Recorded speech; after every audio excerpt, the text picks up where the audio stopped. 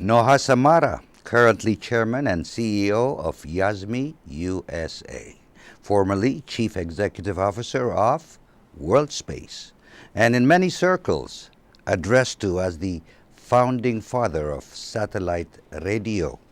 Welcome to the Voice of America, Mr. Noha Samara. Thank you, sir.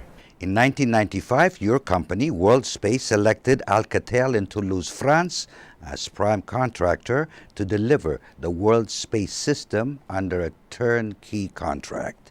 This system, it turns out, would be the first digital worldwide broadcasting system to use direct satellite transmission. At the time, it was nothing less than a revolution for Africa, the Middle East, Asia, and Latin America. A revolution in the airwaves. Indeed, a bold and innovative undertaking. How did you first come up with the idea? A young person, just fresh out of college, working at a law firm, and from there to come up with an idea to finance and transport satellites into space. Simply remarkable. Take us back to the early days where the idea of world space and Afri space started to germinate. So first I should say it happened in large part because I was too young to know better. But at some point over a longer period of time of my education itself, I learned that information was the building block of all civilization. In fact, the building block of everything that we know. Information at the human level, at the physical human level, is in our DNA. That's what makes us different from one another, and that's what makes us who we are. Over time, I realized that the difference in progress between Africa and Europe, or Africa and the United States, was really nothing other than the lack of information in one and the abundance of information in the other. And so the critical question became, how does one create information affluence across this large continent of Africa, or for that matter even in large parts of Asia? And that's how the idea of World Space initially, and now Yeheyess was born, was really to create information affluence everywhere where there was dearth of information. You have been quoted as saying that African countries are at the bottom of the ranking as far as education is concerned. In your speeches, you cite studies that show that out of 128 million school-age children in Africa, 17 million will never attend school. To put it bluntly, you say the facts that define education in Africa are not good. So, what, in your opinion, are the key factors that can enrich Africa's future in education? So, in terms of these facts, first we state them because if you want to correct a problem, the first place to start is to acknowledge the problem, the magnitude of the problem, so that you can create solutions around that magnitude rather than coming up with solutions that fall short of what needs to be done. So that's number one. Number two, in terms of these facts, these are facts that have been generated by organizations like Brookings Institute, the World Bank, UNESCO, UNICEF, BBC, studies that have been made around the world about the state of education around the world. And African countries have consistently ranked in the lower categories of these global rankings in education. So there are four factors, I would say, that are really important in solving the problem of education. One is the first and most important thing that governments need to do if they want to see change in education is to make large commitments, bold, large commitments in the field of education, because that is the critical building block the most important infrastructure of all infrastructures. It is the infrastructure at the mind level of your population. You're building the infrastructure, the mind infrastructure of your people. So investing in education and investing boldly in education, not 3, 4, 5% of GDP, but much larger amounts of GDP, to really affect and effect change, is the most important thing that can happen.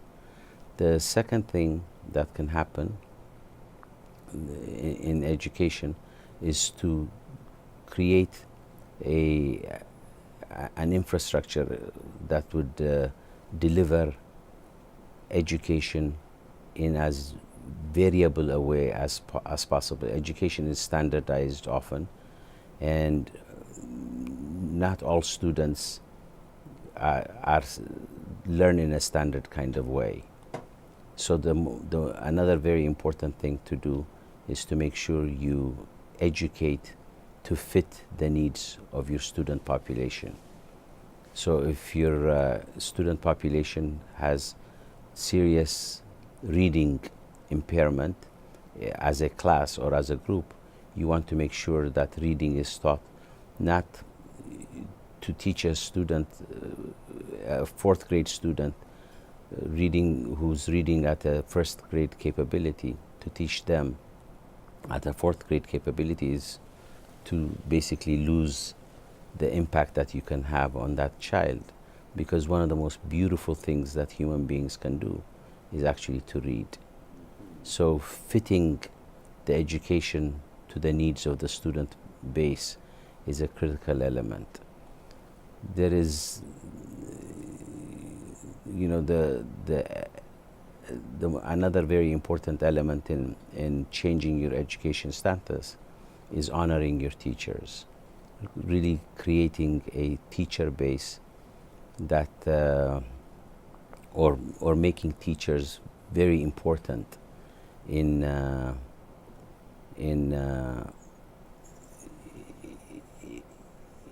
empowering, not just empowering teachers, but making the job itself as attractive as possible.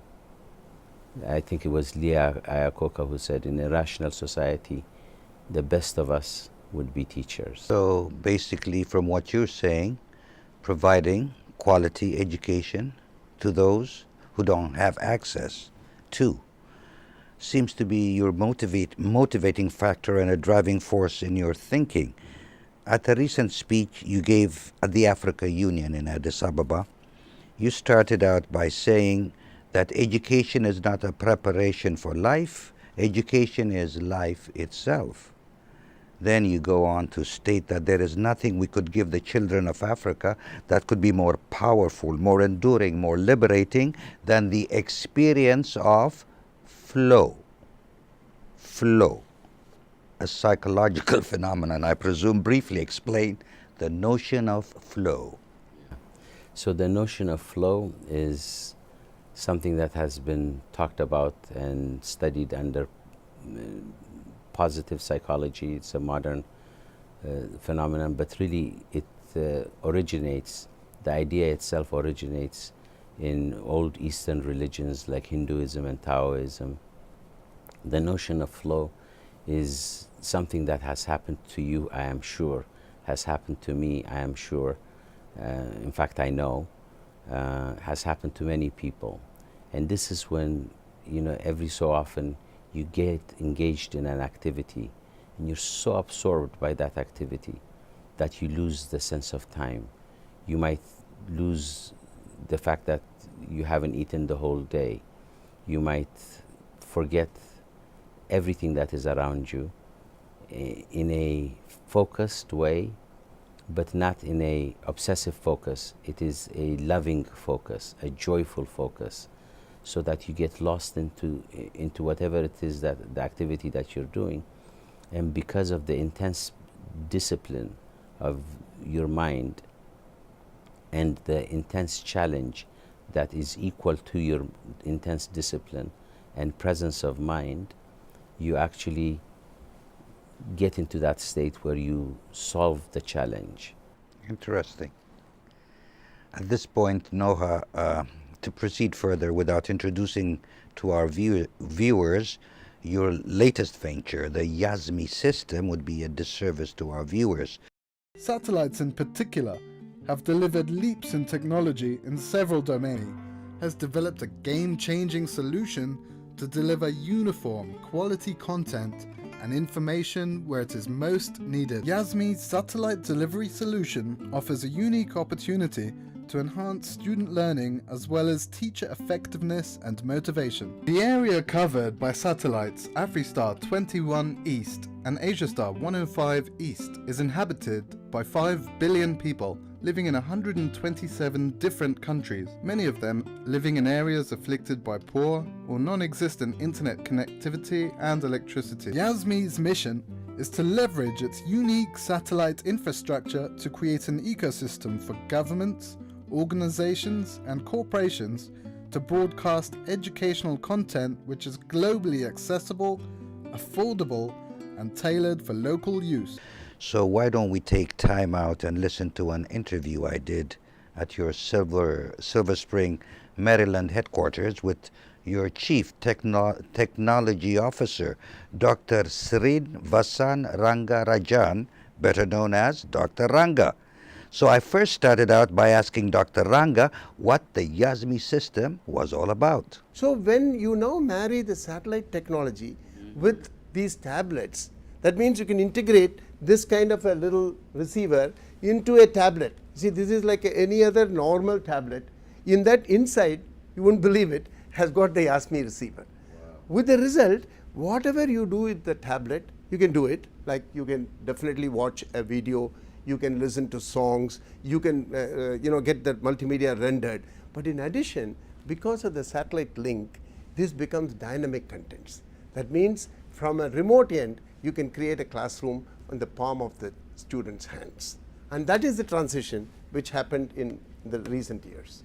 See, the firstly is that we have to compare apples to apples, which means that ours is much more than just a tablet because we have the connectivity, and as I was mentioning, we bundle all the services. We don't charge for the service at all. Lifetime usage of the satellite bandwidth, everything is included in the price of the tablet, even though it is just the tablet which they buy. Because we believe that our large numbers where you deploy is where we should make our economic model. And from that point of view, suppose you have this kind of a tablets are basically almost at the same price as other tablets, but then it has got educational apps, it has got proven apps which are very specifically field proven, plus the fact that there is a satellite connectivity, the satellite antenna and the lifetime service on the satellite is all included.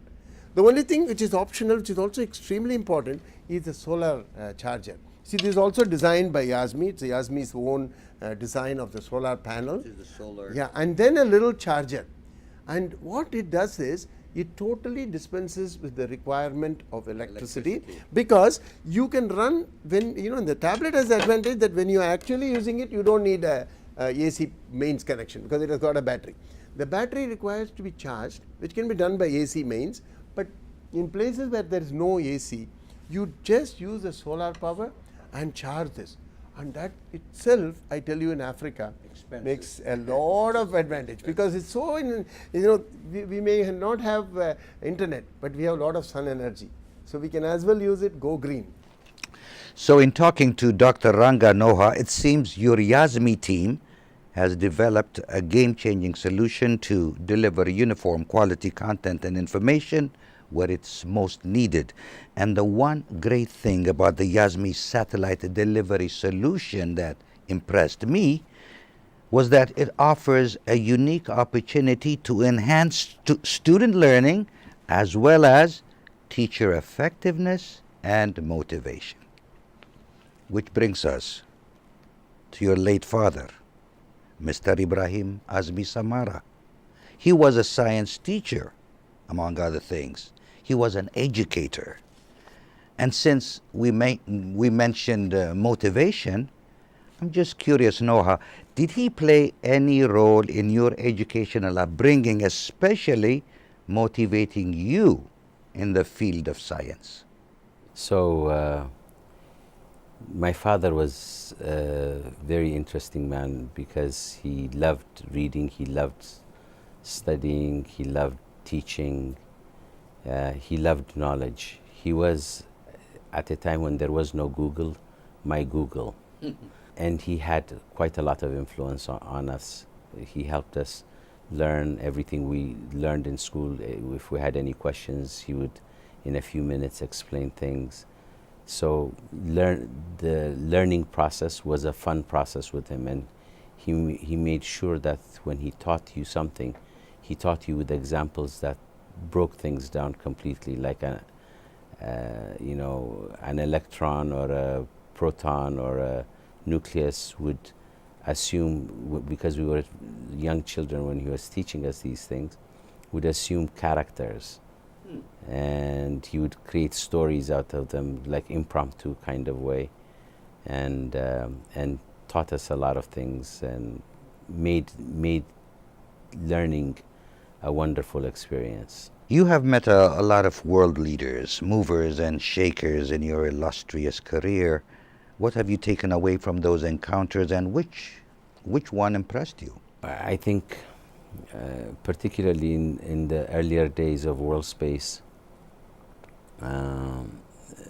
starting that company, I was pretty young, and so meeting people and meeting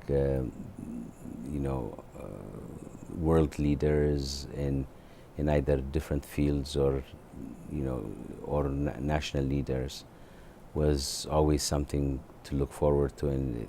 But over time you look back and you start saying, which meant something and which did not. I think probably the one person that both influenced me and spoke to my experience as an African on a journey to solving purely African problems was President Mandela. And that was just a fascinating experience, knowing him over a period of time, meeting him several times, spending time with him. And at one point we built a school together, he and I, in a township outside of Soweto called Freedom Park. So that itself, just the experience of his dedication, his realness. He was a very real person, in the sense of genuine, not just he less a politician, more a leader, as what you might expect a leader to be, in the etymological sense of the word. Being a very successful entrepreneur yourself, any advice on steps young people can take to starting a successful business? It's hard to say because businesses, successful businesses are as varied as the human race. I think the one advice I would give is solve a problem rather than run a business. To run a business, if you solve a problem, and the bigger the problem you're solving, the bigger your market. At the end of the day, the best businesses solve somebody's problem. I need to be in contact with people while I'm on the move, so somebody comes up with the cell phone idea or telephony on the move. I need to have information on my fingertips. Boom, comes Google. So I think the best place to start in becoming a very good entrepreneur is to figure out something that attracts you, and something that solves somebody's problem. The solve somebody's problem is important because if you're going to spend an hour figuring out something and it pays you $1 million, or you spend an hour figuring out something and it pays you $20 million, it's best to spend it on that thing which delivers the big, from a business point of view, the bigger return on your investment.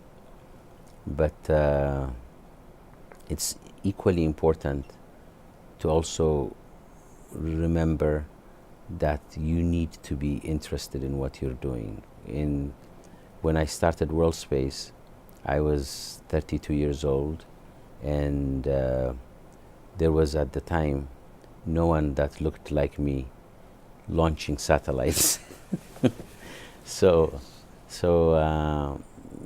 but I used to go to work at 3 o'clock in the morning, and work from 3 o'clock until 7, 8, 9, and when people come in, and then I start my second day but I never felt tired, because I really felt like my life was on a mission.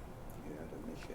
I had a mission, and I wanted to solve this problem as much as possible, and it was the love that you have for the thing you're doing puts you in that state of flow.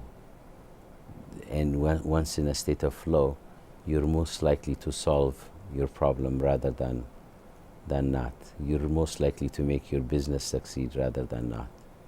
There is an African saying, it goes something like, if you want your dreams to come true, don't go to sleep. Interesting. Yes. Yes.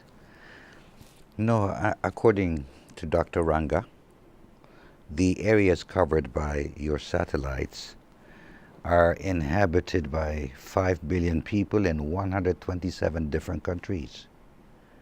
And right now, one of the countries connected to Yasmi is Ethiopia. And according to Dr. Ranga, the Yasmi system is operational right now in Addis Ababa, Ethiopia, and of all places, at a high school, St. Joseph. How did that all come about, and is Yasmi having the intended effect? We, as Dr. Ranga explained, the Yasmi system consists of a satellite network, a tablet, a server that sits in a school and creates a Wi-Fi connectivity and provides continuous satellite updates to the tablets and the devices that students are using, and a solar power charger for places where electricity is non-existent, and content. So we had put all of the pieces together, and finally at the e-learning conference in Ethiopia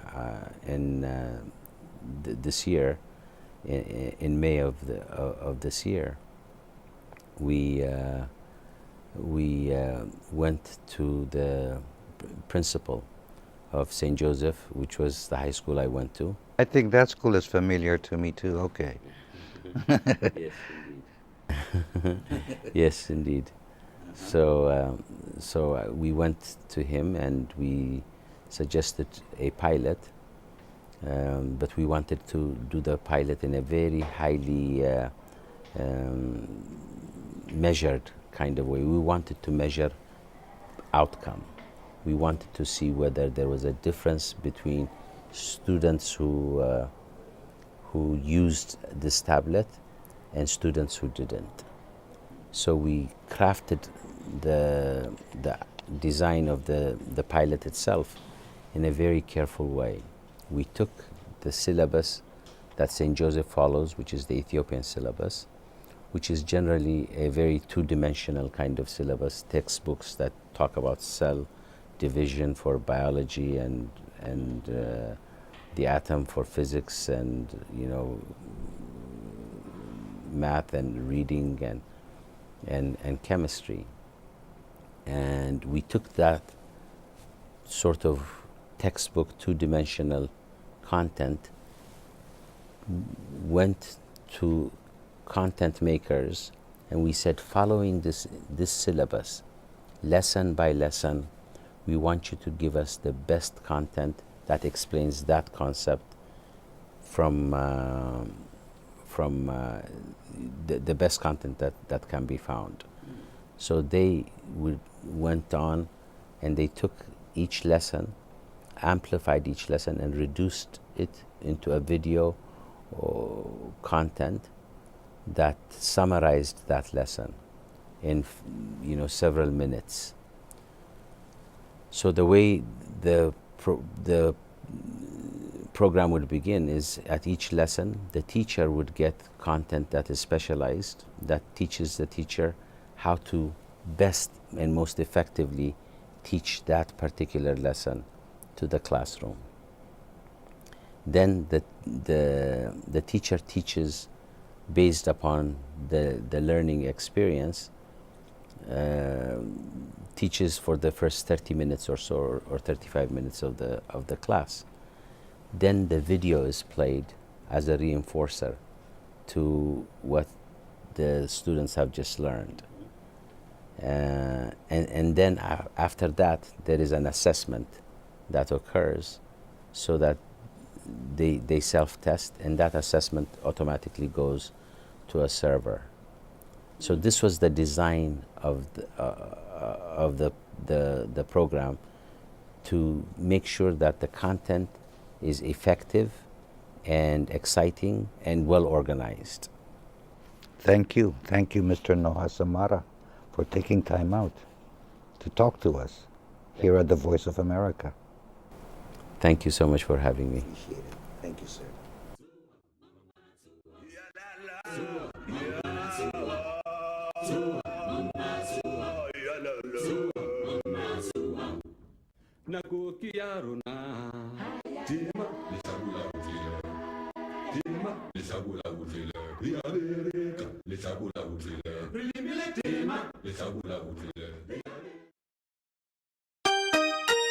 VOA.